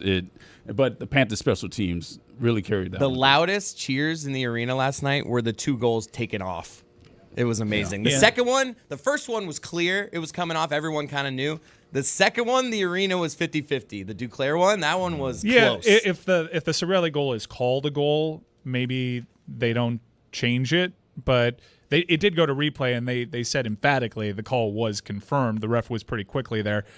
You cannot like the rule. I'm not crazy about the rule. I think you have to touch the goalie to interfere. Florida's had some goals pulled off the board where there's somebody in the crease and they're not actually affecting the goalie, but it's still called interference. Letter of the law, you're in that crease of your own volition and not pushed into it, that's goalie interference. Well, here's the thing. That Tampa's big adjustment in this series was net front presence, and that's what happened. It went against them in that situation. You can't be inside the crease at all, from Duke. Anytime. Little shithousery from Duke. But John Cooper, after the game, is whimpering his way into the offseason, saying you can't disallow those goals, that everybody should be wearing skirts. The goalkeepers should be wearing Classic skirts. Coop. It was a bad challenge out of him. The fact that he challenged it, it was a move of desperation, knowing that this is And the a only penalty? thing that I had left. I get where he's coming from on the second goal, and I understand why he challenged that, but That's a big risk. He was desperate, though. You lost a game Desperate 6-1. times call You for lost a desperate series 5-1. Pretty lame. Billy, that's pretty lame. Good analysis. Cheaters never prospered. That's man. right. Billy, what was your take? Because here we are in the middle of this. The Marlins get swept by the Nationals. Yeah. It's raining. Keeping an eye on that one. It was raining. Still early. It's still early. Yeah. Well, it wasn't too early last night. They have a dome for weather, but it was raining at Lone Depot Park. Yeah. And your baseball season is over. They're the worst team in baseball, swept at home by the Nationals, blown out in every game.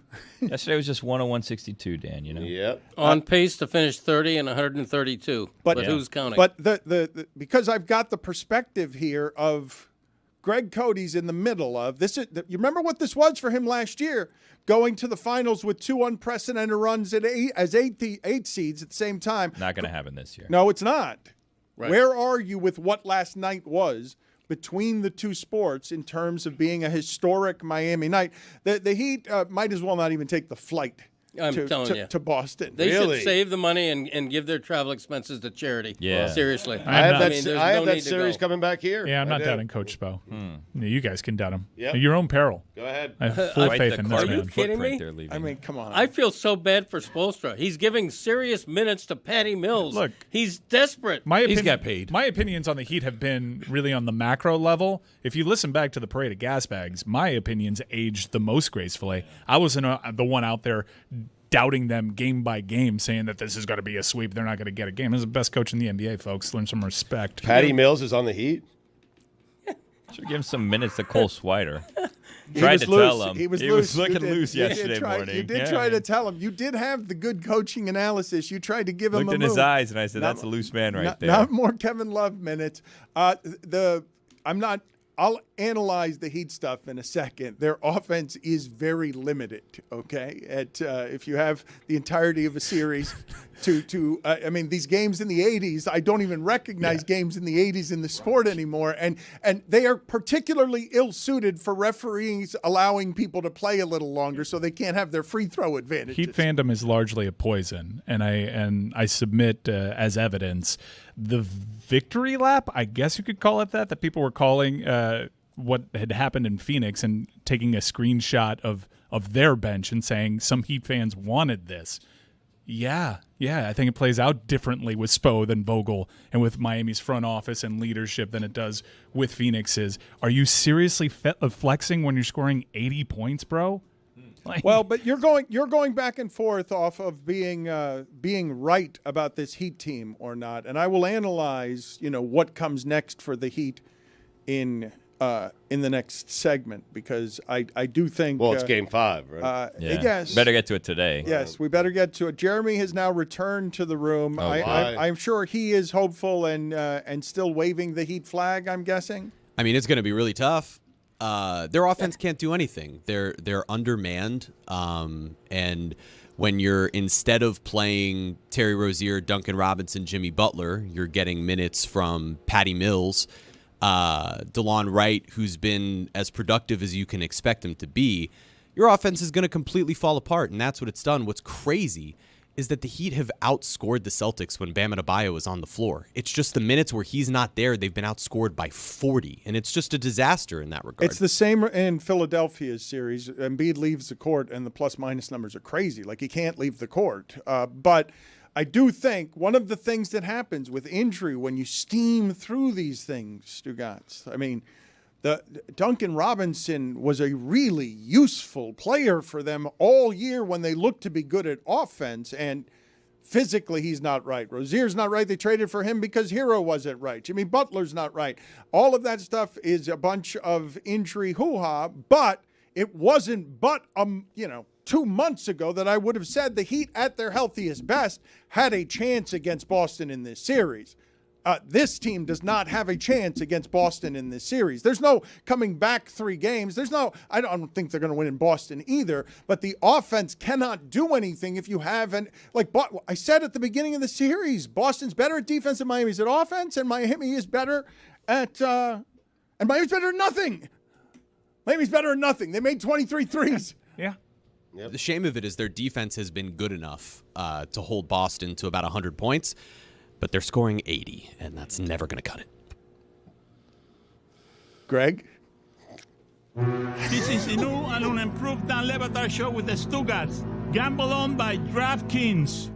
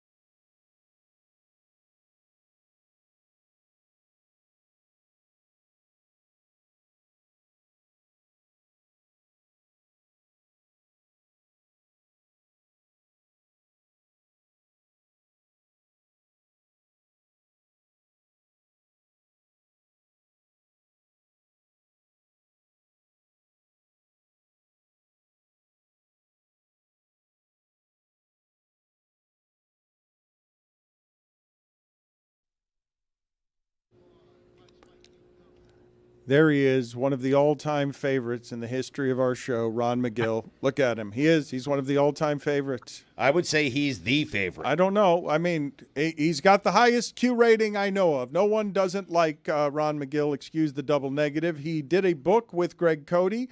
He got Greg Cody to work hard.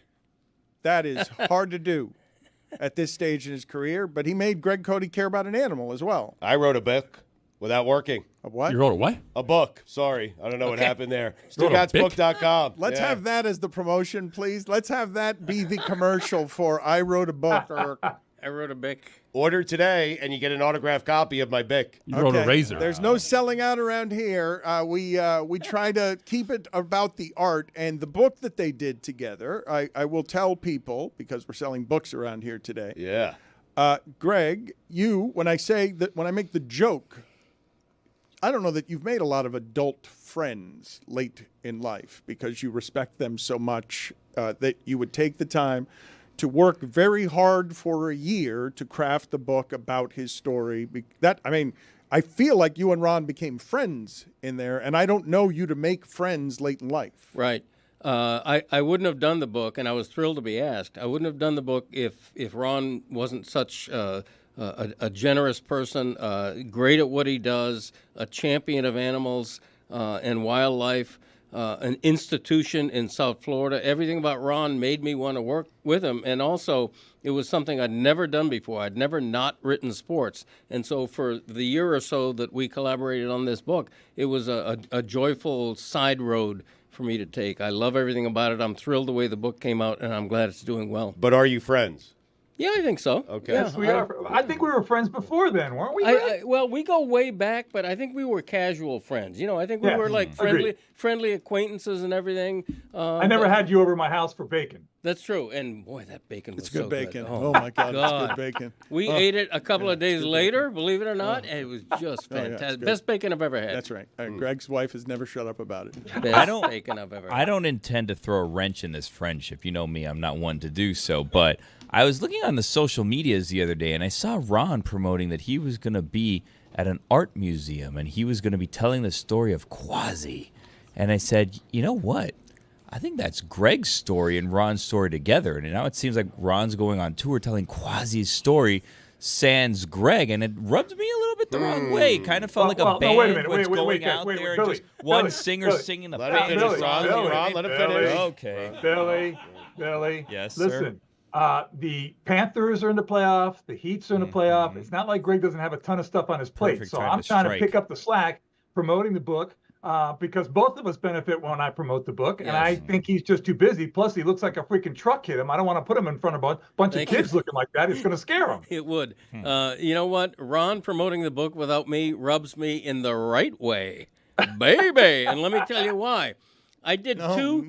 Yeah, I did two. Take him to a bowling I alley, did. man, right? I did two combined book promotions with Ron. One was at his zoo, and one was at Books and Books. They both attracted sellout crowds. They were wonderful events, and now I am thrilled that he is still promoting the book on the ground floor, without me, because as he says, I have a lot on my plate with work. Plus, I have almost no interest in speaking to 35 women at a book club. You Sorry. got to sell books. I man. know. I mean, unless they're all buying The Pride of a Lion. What do you mean? Hey, just sold 100 more. Just sold 100 more. What did you just do? Wait, you have. Yeah, what edit that out. What I just What said. kind of authoring promotion is that to say I wouldn't go ever to be with 35 women at a book club who are there to buy my book? I mean, because Ron loves that enough for both of us.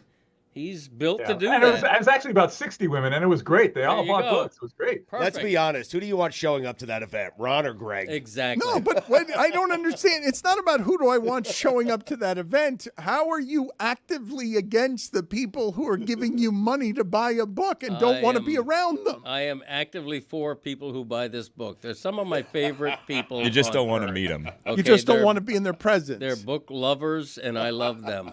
Believe me. But you wouldn't want to go to something like this. Not particularly. Fair.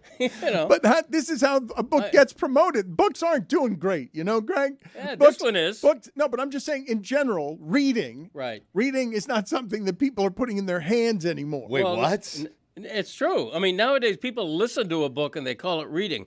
Bulletin. If you listen to a book on Not an audio reading. thing, Thank you you. haven't read a book. Wow. I've read plenty of books. I'm sorry. But your pick's going to be on audio, isn't it? If you listen to a book, you haven't read a book. I mean that literally. If you've read Heat 2 and I've listened to Heat 2, we both know the same amount about Heat 2. Okay. If this is how you listen to a book, if this is how you read a book in your earbuds, you're consuming a book, but you're not reading a book. Reading is a tactile experience. You have the book in your hand. Okay. You're actually Fine. physically turning Semantics pages. game. Okay. But I've consumed that book just as well as you've consumed it. You have consumed it, but not as well. What do you mean? You've taken the secondhand road. Yeah. You've taken the easy Who way are out. you to tell me reading retention is better than audio You know who's retention? I'm an reading audiophile. that? You know who's reading that book? The Who? person speaking to you is reading that book. Yeah, and then they did a bang-up job. You should hear the De you're not Niro reading it. and Pacino impressions. Okay, It's the same guy. Okay, you know what? People agree it. with me. Wait, If you what do you don't mean read a people book- agree with if you? you don't, He's if right. you're hearing a book, you're not reading a book. I'm not degrading people who do the audiobook thing. No. I'm just telling you it is Yes, not. you most certainly are. It is not a book reading experience. Greg, you're going to do it. the audio version of a book. I mean, I don't know. Ron, is this even out on an audiobook? I have no idea. If you and him did it, and he wait a minute. I would read the shit out of that book. So wait. So Audio I can't believe you guys haven't already thought of this. Ron has to do this. Wildly unsurprising. Yeah. Quasi. What Mike Ryan is, if you guys were to do it that way, with Billy popping out of the shadows saying Quasi's name that way, if you guys, Dan's got a lot of ideas for book companies. What I would say, He's a delegator. if Ron and Greg poured into the evolution of book promotion an audio version of this book with the sound effects that Ron makes, you just said that you're having a better experience than reading because you get the Pacino impersonator. It's not even, and he's saying Did no. you know that Pacino says that it's not well known, but that character that he played in Heat was a coke addict. They just wanted to be very subtle with it. That's and why his performance was pretty that's subtle, why if he you recall it downplayed correctly. Yeah, okay, understood. But they never had him using cocaine. The point is, Greg, you're actively not promoting your book. You're being against your customers. No. Oh, he is promoting it. Every time I see him, he's got the book right in front of him. That's more than I can say. Thank you. I'm promoting it right now. Exactly. It's a life-size book. It's not a giant placard like that. It's also flashy. When I read a book, all up in here. I don't need to be showing people Is that I right? read it. When by the way, when you read a movie script, you haven't seen that movie. I've seen it in my head. Wow. I've read plenty of scripts. That's a great analogy, Greg. I got to go with Greg on that one. Thank you, Ron. There's just something to it, Greg, where you touch the pages, you feel the ink on your fingers. Tactile. Oh, tactile. Tactile sensation. That's right. The book even has a smell. It has a smell. Ooh, do I smell take Quasi? a whiff. Oh, take a whiff of that. It's like perfume. Look at this beautiful lion. Look at this beautiful lion. I'm a bit disturbed that at this stage in our career, the Ron McGill segment has become I wrote a bic. Selling Stugotz's book, and it's become "It Rubs Me the Right Way, Baby," as we just completely sell out, asking the listeners to read. Tactile. I mean, Or listen. When I say pick up a book, I mean it literally. Don't pick up an earbud. Well, Greg, if your book was an audiobook, would you be all in favor of people listening to your book? It would be wonderful. Okay. But I would still prefer they actually read the book itself. But you're understanding that more people would buy it if you and Ron were doing the reading, correct? Yeah, that's a problem. But are you not understanding the evolution of the medium that would make reading a different thing for a different generation? I have spoken to the Miami Herald about that. You can click on a certain thing on my column and have somebody dictate my column to you. But it's like an electronic. It's probably AI. It's an electronic voice. It's not me. I have volunteered to put my columns in my own voice, and they never followed up on it. Okay, but newspapers aren't exactly thriving. An audio I newspaper, didn't say though, they were. Dan, that would be that's an idea. Game changer. But it's a way to increase traffic and It's called the podcast. Yeah. No. Listen, guys, I agree with Greg. You can go to the New York Herald. Times does one. Pablo Torre did one for a while. Now he's doing one with us.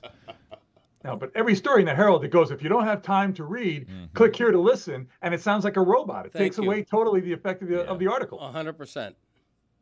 That's and I grant you, it's a small example, but it's a way to maybe get a few extra readers. No, newspapers have failed to evolve. Right. That is correct. It's one of the reasons that they're failing, and they Correct. were taken out so easily. That's one of the things that's appalling about everything that has happened to the American information system. Books are not thriving either, but one way to get them to thrive is to meet with 50 people at a book club. And thank God Ron's doing it. Yep.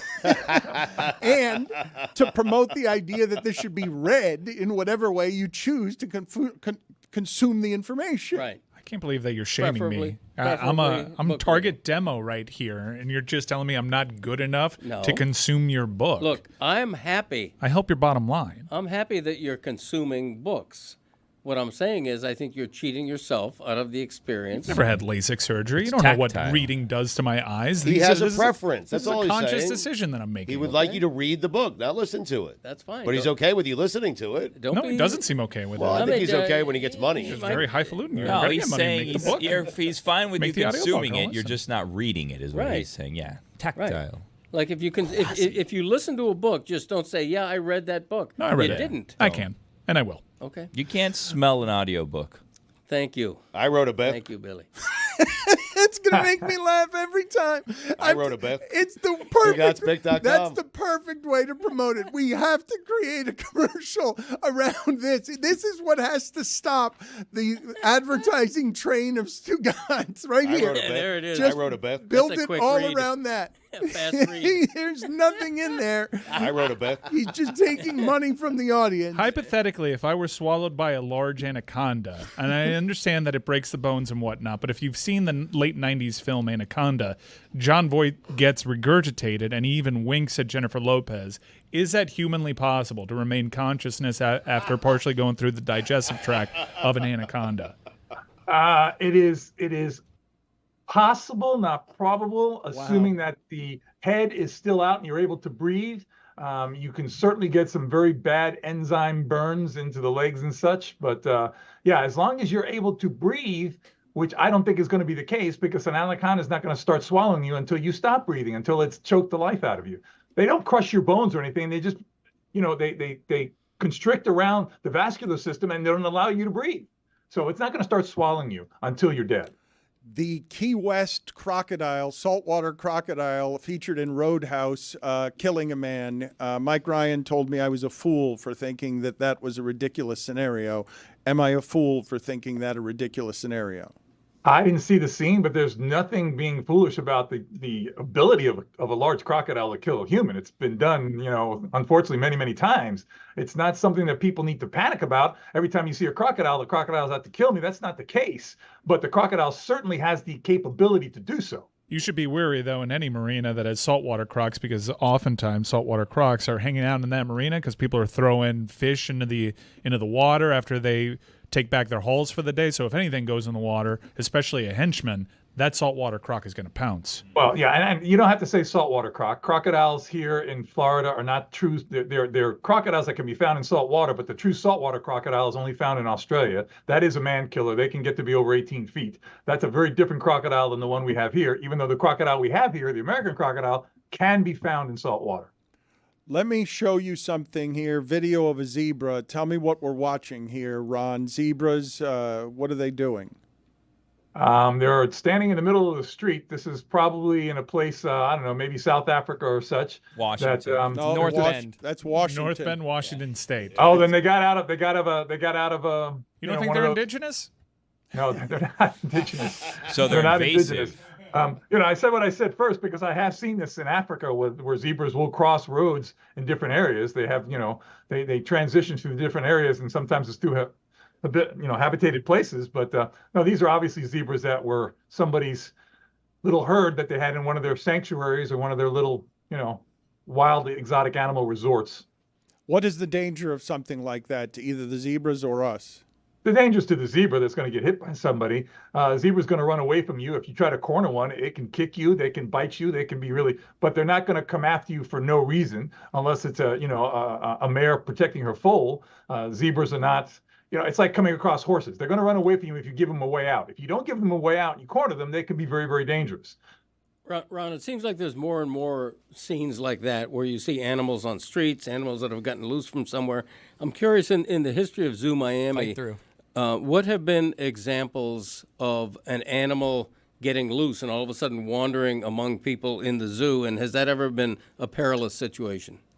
We've never had an animal kind of wandering amongst the people in the zoo. We have had some hoofstock, antelope, deer, that have jumped out of an exhibit that something startled them, whether it be a loud clap of thunder or something like that. And as soon as they jumped out of the exhibit, they realized, oh my gosh, I'm in a place that I'm not familiar with. They jump right back in. So that's something that has happened, but it's never presented a danger to the public. Ron, thank you, sir. If anyone wants to support the things that Ron is doing, it's money that goes straight to conservation and, of course, his Cadillacs and his upgraded wardrobe. But he's the one handling everything. There's no bureaucracy, and you'll just help people, like if you want to care about Jaguars. And you could do so by buying The Pride of a Lion by Greg Cody and Ron McGill. Thank you, Ron. Thanks, guys. Have a good one. Take care.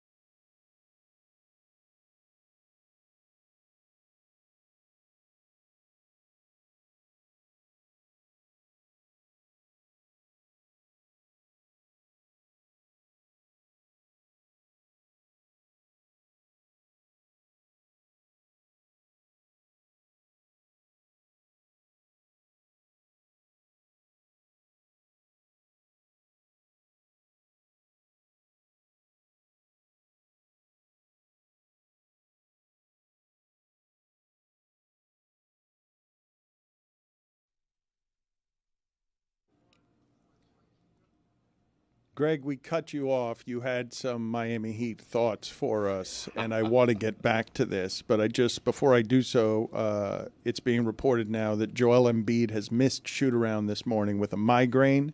His status for tonight's game remains questionable. My instinct on Joel Embiid is to feel bad for him. I can also go the other route and say, you know what? He's under it. Doesn't really need to go to shoot-around this morning. Stay at the hotel. Don't even go out in the street. It's okay, Joel. Everything's hurting right now. Just go home and be at the game. Just be there for tip-off? Yes. Yeah, Well, right. I don't know that I would say migraine. If it is indeed a migraine, I would feel very bad that the pressure that this person is under is making his face fall apart. Like, he's already played a playoffs wearing a mask. He's under a great deal of duress. I know these guys are muscles on top of muscles, and we expect them to endure everything.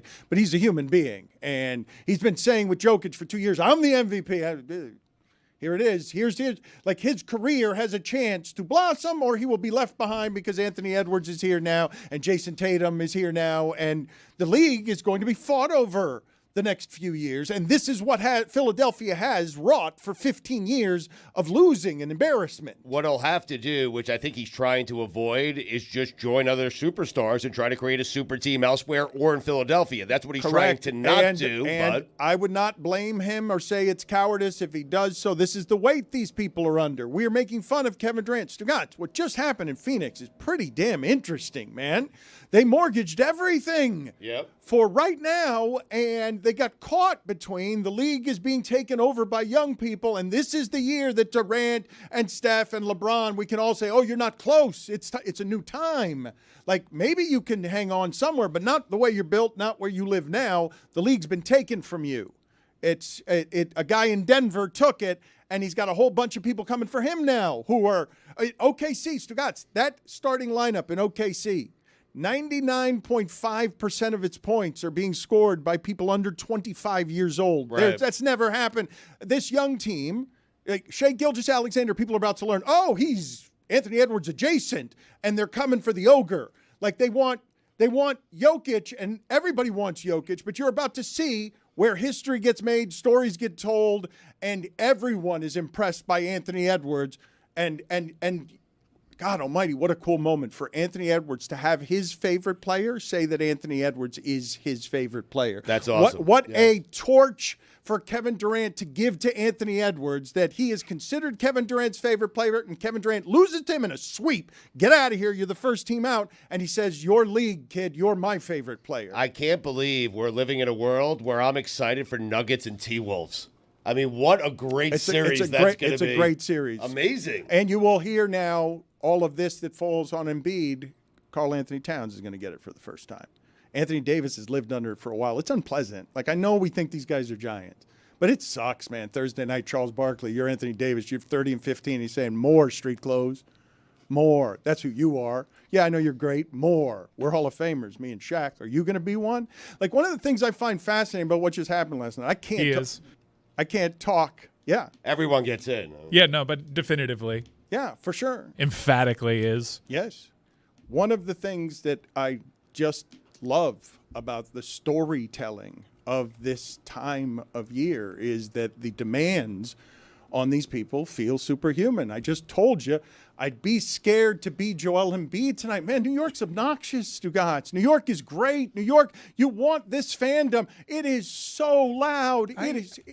May I ask you, what is it specifically about Joel Embiid? Because you feel more sorry for him than anyone else in the national media landscape. And he's not alone, by the way. I understand. Like, he's got slight facial paralysis that in some cases often stresses the cause of it. Sometimes it's other things, but he can play out there. He's shown you that he can play it. I don't know why you're feeling so bad for Joel Embiid. He's had it pretty good over there. They've brought in superstar teammates for him. He's got to deliver.